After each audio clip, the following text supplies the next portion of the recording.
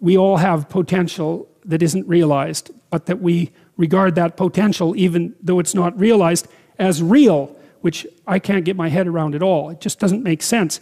And then, although everyone acts that way, and everyone believes it, because what you act reflects what you believe, and you make judgments about yourself and others based on those beliefs, and they're deep judgments. So the idea that you believe that there is such a thing as human potential, I think it's undeniable. If you act at all, if you expect things of people at all, then you're demonstrating your commitment to the idea of potential. But then I wonder if there's something even deeper going on, because we are very materialistic, modern people, and there's great power in that, obviously. I mean, we've obtained great control over the material world, for better or for worse.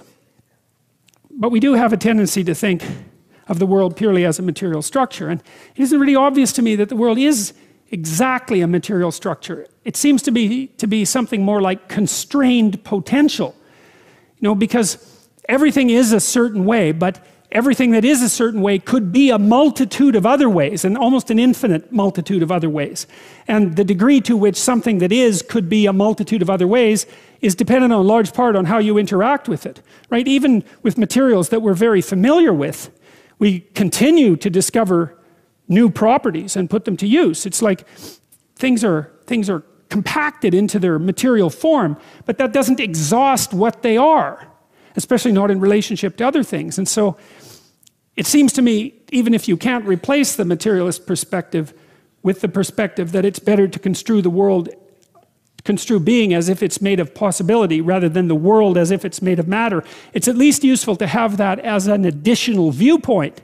Is that because you could say, well, the material philosophy is very useful as a tool for obtaining certain sorts of benefits, which it clearly is. But then this more metaphysical perspective, which I think is more accurate in some ways, that the world is a place of potential, is also an extraordinarily useful way to approach the world. And it is practically useful, you know.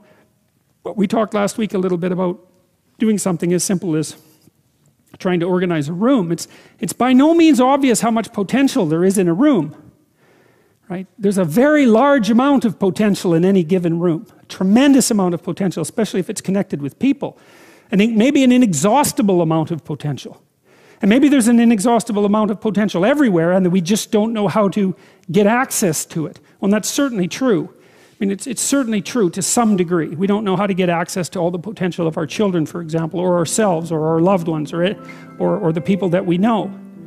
So don't be so sure that it's impossible, or maybe don't let the assumption that it's impossible stop you from going forth into the world.